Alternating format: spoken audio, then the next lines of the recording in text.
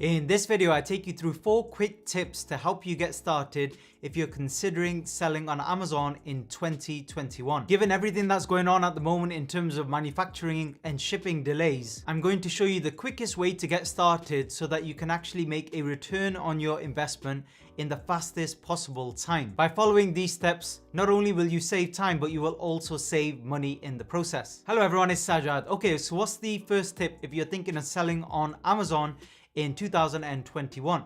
The first tip is with regards to shipping. Now, it is taking manufacturers a little bit longer to prepare orders. Now, we've just had Q4 Christmas, which was a very busy period. Chinese New Year begins in literally a few days. So it'll be the first couple of weeks of February. Now, you may have time to get orders in before. To be honest, now it's too late if you're completely brand new to selling on Amazon, but you can at least research your products and get your orders ready for February the 15th.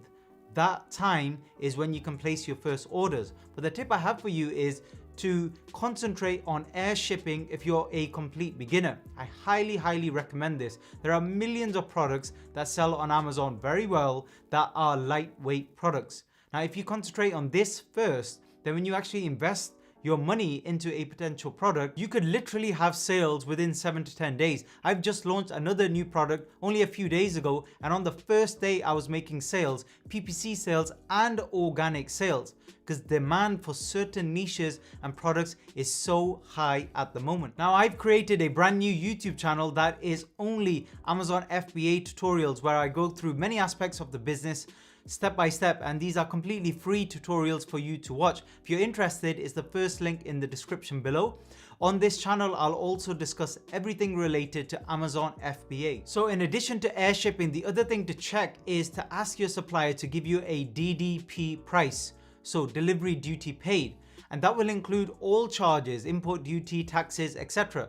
And that will actually save you a lot of hassle as well, because you need to get your landed cost. So that's the cost of one unit of your product, including shipping and taxes. You need all of that before you can determine whether your product is going to be profitable selling on Amazon, whether it's here in the UK or anywhere else in the world. The second tip I have for you is to watch your margins. This is more important than ever in 2021.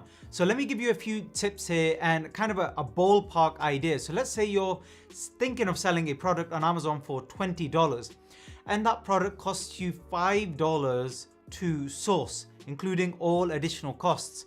Usually, typically the FBA fees will be around $4 or $5. So let's call it $5 or £5 for this example. That way, when you sell each unit of your product, you should make back $10. Now, this is a scenario which is kind of towards the higher end when it comes to profit margins, but you need to break it down in that way. And also, you have to remember that you will be doing some promotions. And with a lot of my products long term, I'm always running a little bit of Amazon PPC. To give you a ballpark, let's say you're selling $100 of a particular product. A rough ballpark estimate that you can use is around $25 of sales will be from Amazon PPC long term. So around 20 to 25% of your sales.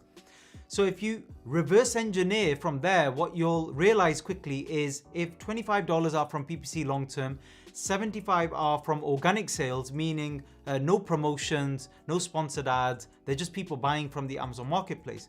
So if 25 are from PPC directly, usually a typical ACOS will be anywhere between 20 and 40%. By the way, if you don't know what ACOS is and you want more in-depth Amazon PPC tutorials, again, I already have some on my new channel and I'm adding every day. Link in the description below, and also in the top right-hand corner of this video, you'll also see the link to my new Amazon FBA specific channel. So if $25 are from PPC and ACOS is anywhere from, let's say, 20 to 40%, then you can estimate that to make that $25 in sales, it's probably going to cost you around $10. But think of it overall. So that's $10 of promotions to get $100 in sales. Because remember, PPC actually boosts your organic sales as well long term. So that's what you'll be budgeting long term. Now, if you go back to our profit equation, and that's kind of like 10%, 15%, we have to add that into the $20. So that will take off, let's say, another $2, $3 from that $20 price. So our net profit rather than $10 will be about $7 or $8. But if you're aiming for a return on your investment, an ROI of 100% plus on any potential product, then you don't have to worry about promotions. They're not going to eat into your profits too much. But you have to work out your margins beforehand. Don't just go after a product because it's very easy to source, or the demand is very high, or it's very popular right now. Look at the margins. That's the most important thing, because you will want to make as much money as possible on your original investment and then multiply it over and over again as fast as possible. That's why I said in tip number 1, don't do sea shipping as a beginner, because it'll take you 6 months or more to get back that return on your investment typically. So tip number 3 is to embrace trends. I just talked about profit margins, and the way I think of it, can't think of a better analogy to be honest, is if you think of a hybrid car, what's usually happening is it's mostly running on electric and a little bit of petrol. So I discussed with you before organic sales and promotional sales.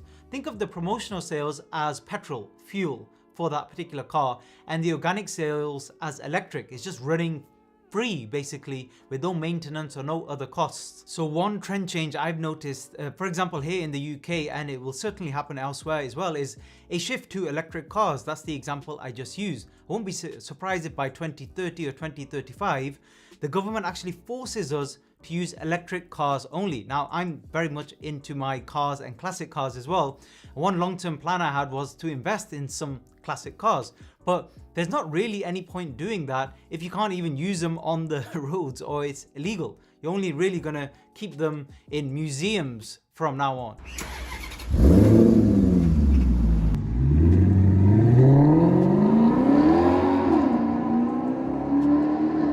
So what's the point? What I need to do there is obviously embrace change. And like anything, like any business, the Amazon marketplace is constantly changing as well. And you'll find new niches becoming popular compared to other ones. I mean, some stuff people will always need, but the functionality of a product might change. So my advice there is you have to use product research software.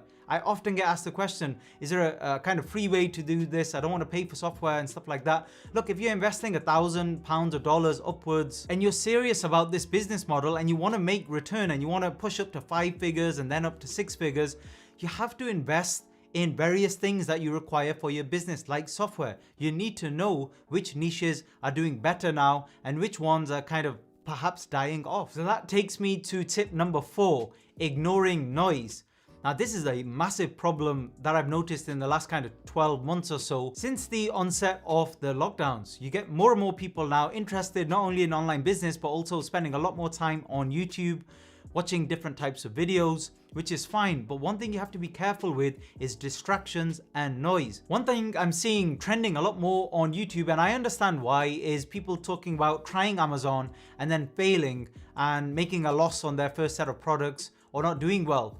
But make sure you look through their channel, because you'll find that afterwards they actually did successfully sell on Amazon and create a viable business. The problem is, because people like drama, people are addicted to negativity, it's easy to watch these videos. Yes, they absolutely can be helpful, but it's easy to watch these and then develop even more doubts. Look, as an entrepreneur, when you first start, you're already going to have a lot of doubts. You're already going to be unsure about a lot of things. Your friends and family are going to reinforce that doubt inside of you.